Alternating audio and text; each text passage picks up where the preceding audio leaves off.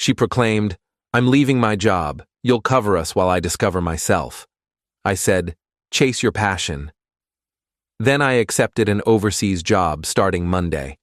Her LinkedIn rant about betrayal backfired when my company responded.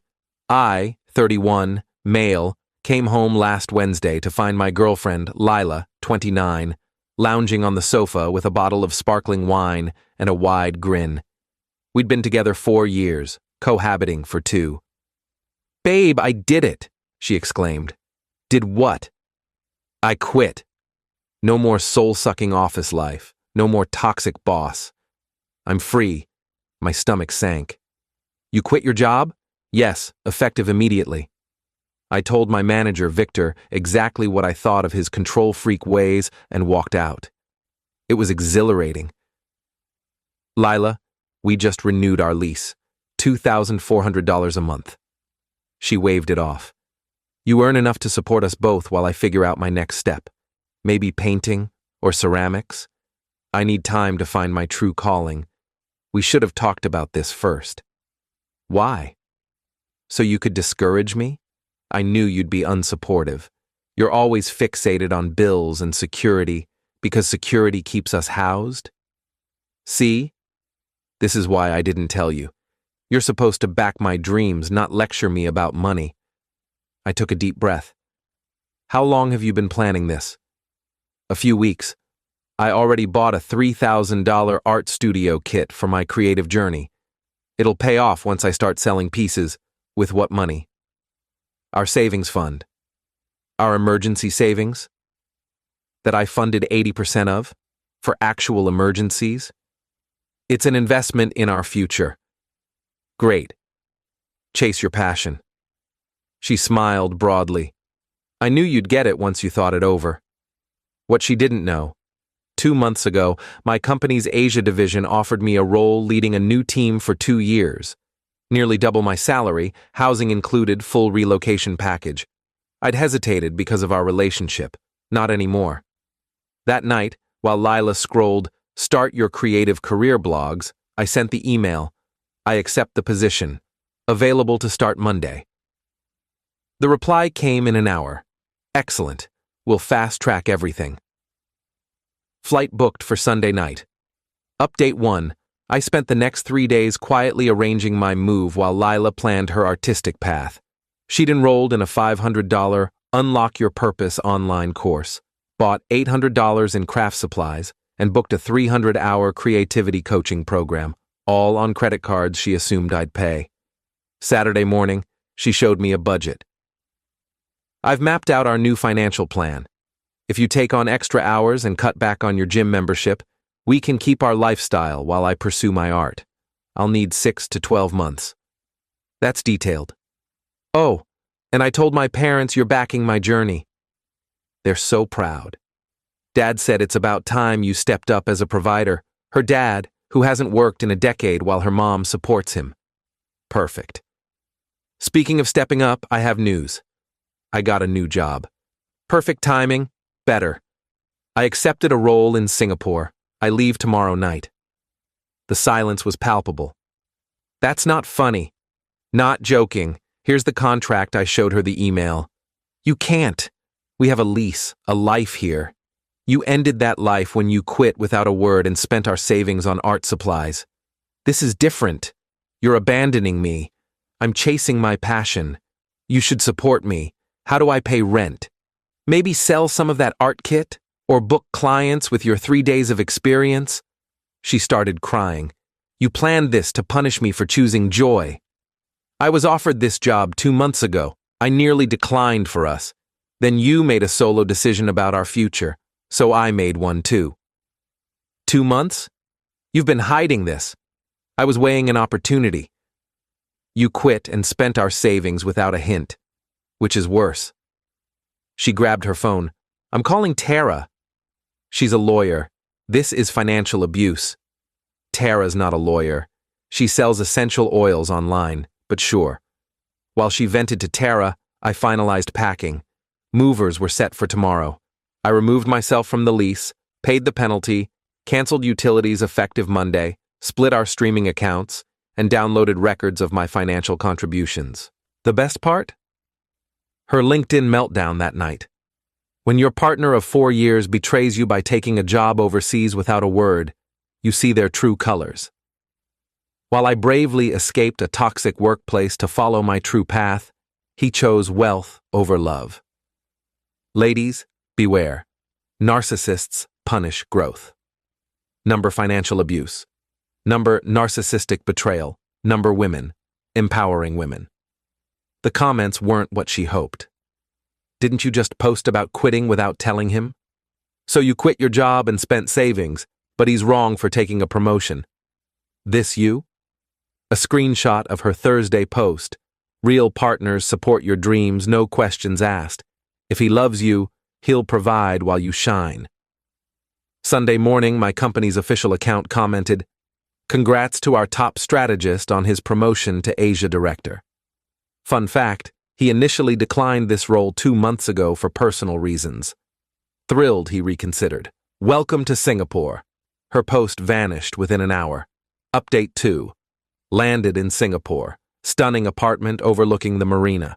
Fully furnished, a view worth $8,000 a month back home. Lila's been flooding my WhatsApp. Day 1. Please rethink this. We can try long distance day 2. The landlord says I have to pay or vacate by Friday. Day 3. This is illegal. You can't abandon me. Day 4. My parents won't let me move back unless I get a job. Day 5. No one's hiring, and it's your fault. That last one came with a voicemail from her mom, Ellen. "How dare you desert my daughter while she's chasing her dreams? She gave you her best years. You owe her support as she finds her path. Real men don't flee to Asia when things get hard." "Right," says the woman whose husband hasn't worked since dial-up internet. Then Lila went full chaos on LinkedIn again. Update. The man I thought was my partner fled the country to dodge his responsibilities. I'm facing homelessness because I chose mental wellness over corporate drudgery. If anyone knows emergency housing or legal aid for financial abandonment, DM me. Number financial abuse. Number narcissistic ex. Number women in crisis. The replies were savage. "Didn't you say you quit without notice and bought $3,000 in art gear? You can't be financially abandoned by a boyfriend. Maybe try working? Just a thought." Then Lila's friend, Sasha, a micro-influencer with 2,000 followers, posted, "My bestie's being abused by her ex who ran overseas. He trapped her financially and bailed when she tried to break free. Share to expose this manipulator." She tagged my company. Bad move. Our legal team sent Sasha a cease and desist within 24 hours. Her post disappeared, replaced with, "Previous post removed due to misinformation. Sorry for any confusion."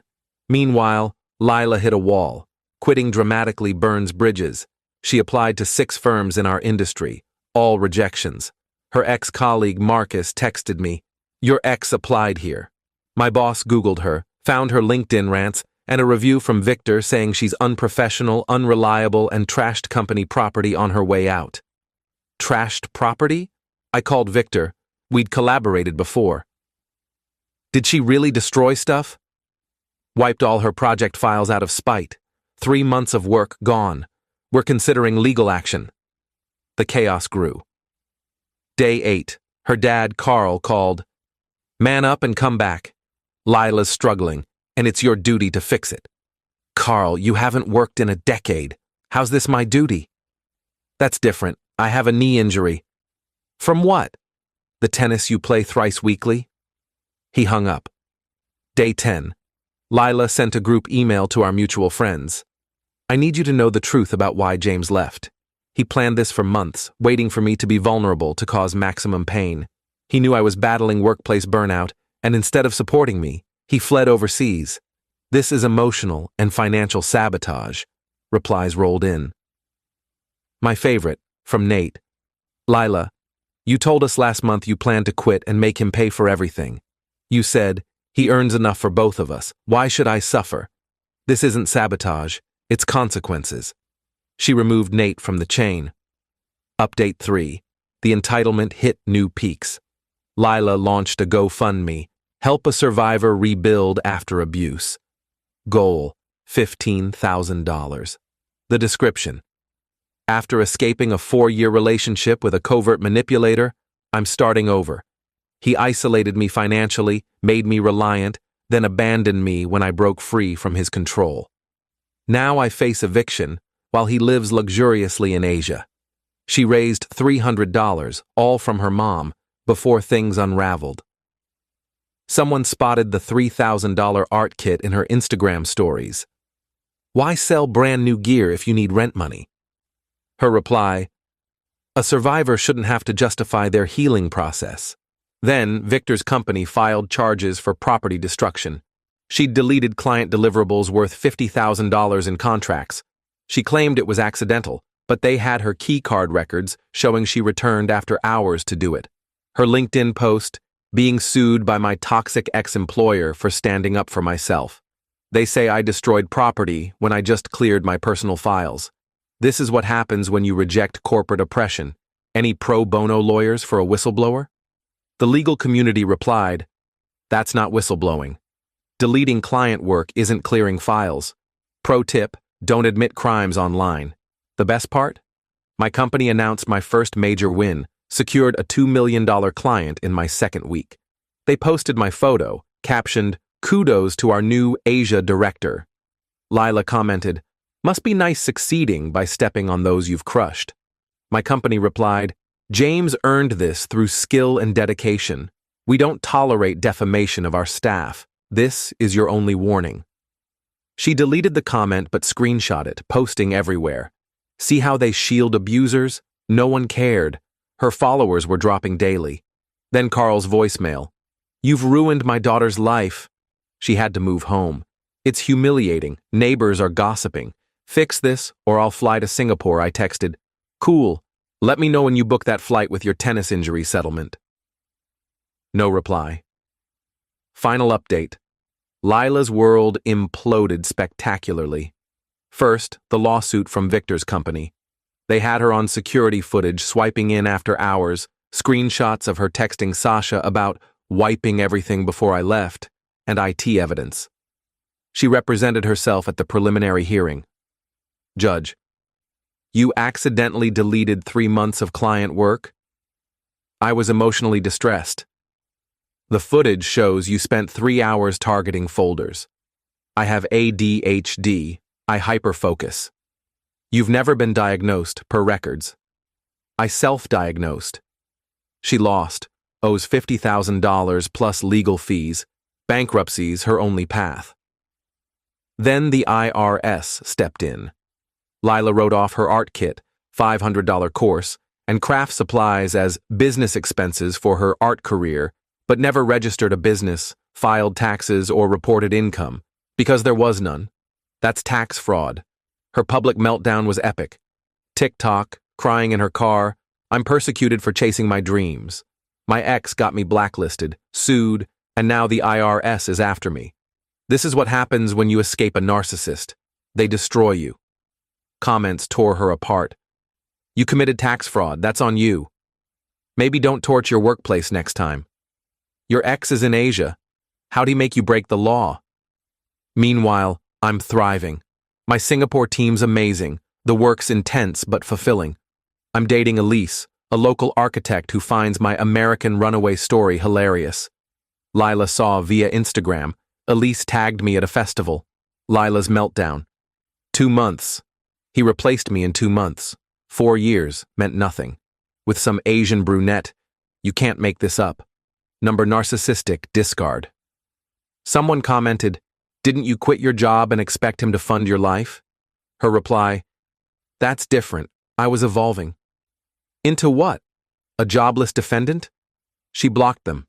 The final blow. Sasha posted a video distancing herself. "About my friend's situation, I was fed false narratives. I'm sorry to anyone impacted. Mental health isn't an excuse to hurt others. Focusing on my path now." Number sign, growth. Number sign, accountability. Sasha's fledgling influencer career couldn't survive Lila's chaos. Lila's last post, before going silent. Taking a social media hiatus to heal from narcissistic abuse, financial sabotage, and systemic oppression. If you need me, don't. I'm guarding my peace. Carl emailed, hope you're happy. My daughter's broken. She's working a minimum wage call center job. Cries daily. This is your fault, I replied. Odd how she can work now that she needs money. Guess she found her calling. He CC'd my mom on his reply. Your son's a monster. My mom replied all. My son paid his bills and moved on. Your daughter committed fraud and torched her career. I know who I'm proud of. Mutual friends say Lila's working 2 jobs to cover legal fees, living in her childhood bedroom at Carl and Ellen's, banned from LinkedIn for professional conduct violations. Her art Instagram has 12 followers. The IRS payment plan will take 7 years. I got another promotion. Elise and I are planning a Bali trip. My mental health's never been better. Cutting out entitled people works wonders. Oh, Lila, I know you're lurking via fake accounts. Hi, not underscore Lila92, Artsy Vision 2024, and Singapore Watcher 1. You were right about one thing. I chose money over love. Because what we had wasn't love. It was you treating me like an ATM with emotions. Real love doesn't demand you bankroll someone's fantasies while they call you unsupportive for setting boundaries. Hope you found yourself? Sounds like the call center and IRS found you first. Peace from Singapore. Edit.